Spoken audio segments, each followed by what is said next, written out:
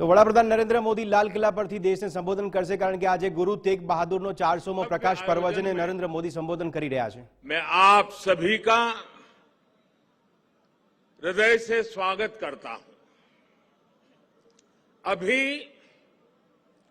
शब्द कीर्तन सुनकर जो शांति मिली वो शब्दों में अभिव्यक्त करना मुश्किल है। आज मुझे गुरु को समर्पित स्मारक डाक टिकट और सिक्के के विमोचन का भी सौभाग्य मिला है।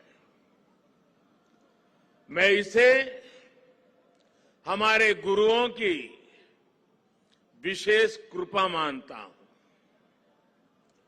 इसके पहले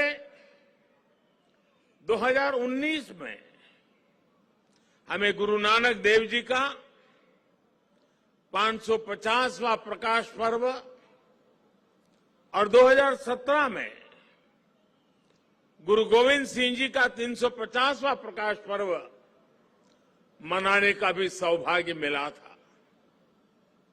मुझे खुशी है कि आज हमारा देश पूरी निष्ठा के साथ हमारे गुरुओं के आदर्शों पर आगे बढ़ रहा है।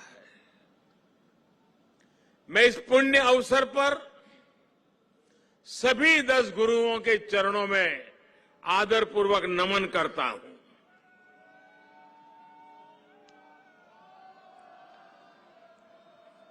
आप सभी को,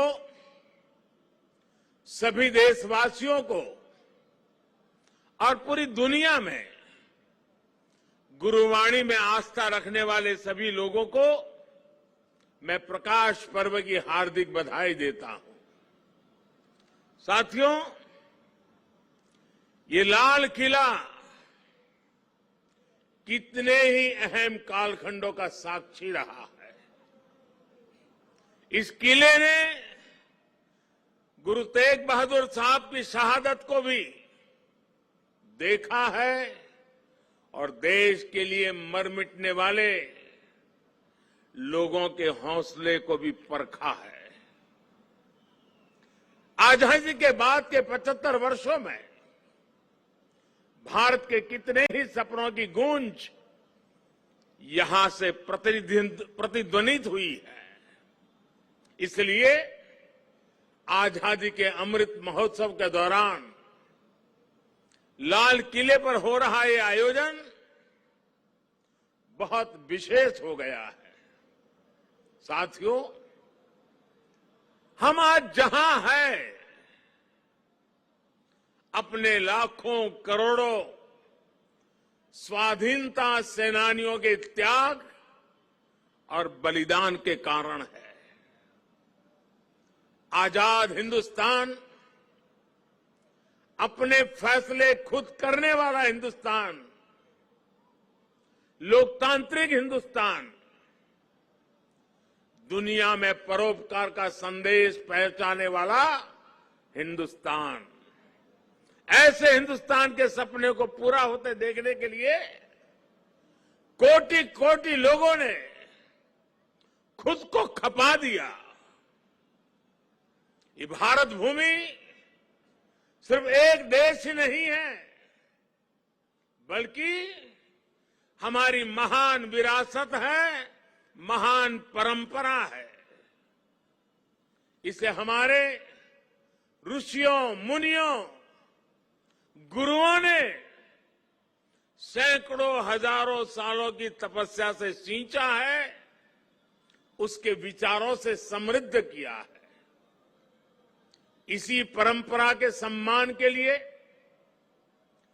उसकी पहचान की रक्षा के लिए 10 गुरुओं ने अपना जीवन समर्पित कर दिया था। इसलिए साथियों, सैकड़ों काल की गुलामी से मुक्ति को, भारत की आजादी को, भारत की आध्यात्मिक और सांस्कृतिक यात्रा से अलग करके नहीं देखा जा सकता।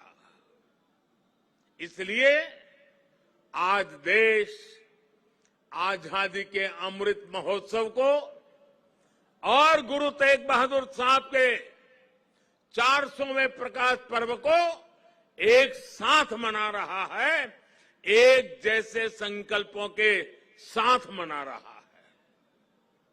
साथियों, हमारे गुरुओं ने हमेशा ज्ञान और अध्यात्म के साथ ही समाज और संस्कृति की जिम्मेदारी उठाई। उन्होंने शक्ति को सेवा का माध्यम बनाया।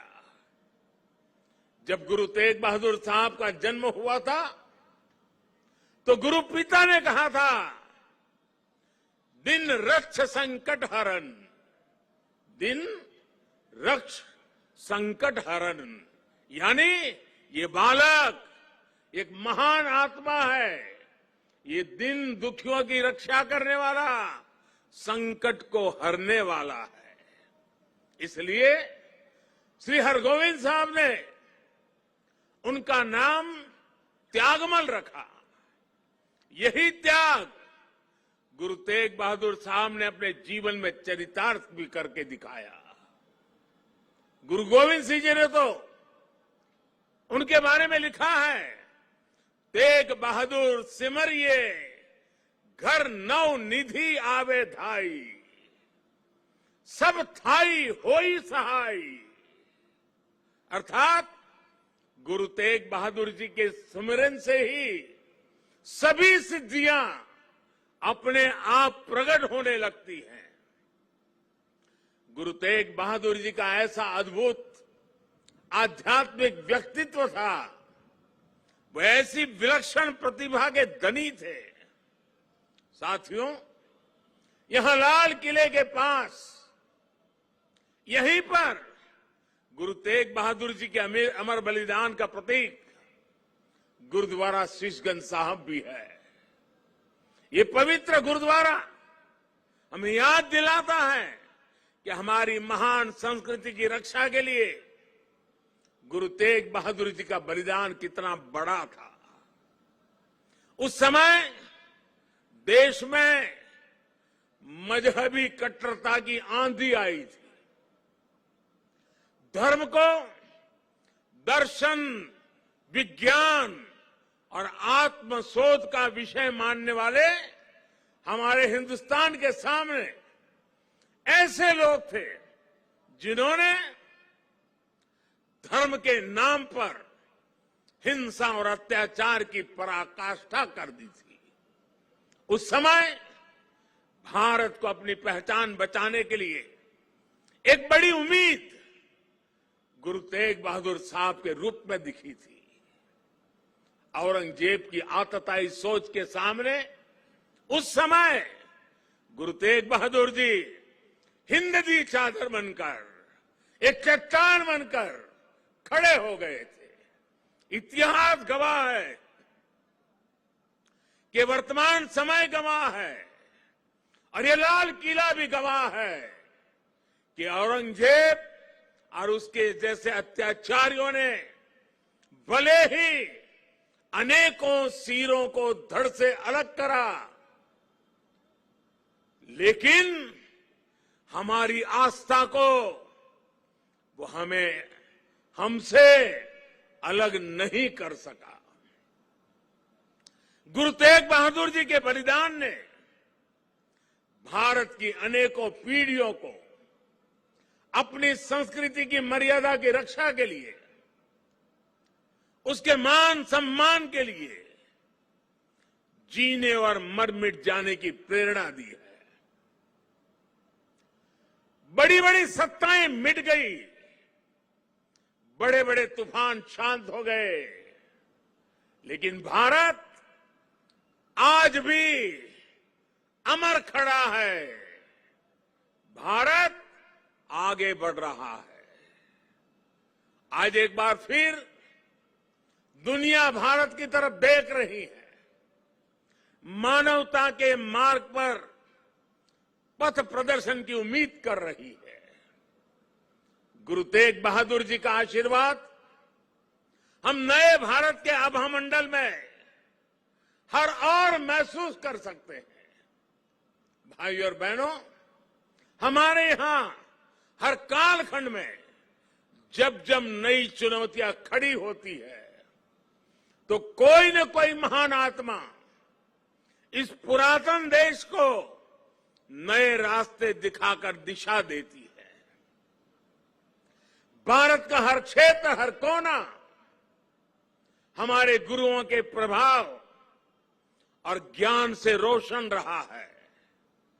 गुरु नानक देव जी ने पूरे देश को एक सूत्र में पिरोया। गुरु तेग बहादुर जी के अनुयायी हर तरफ हुए।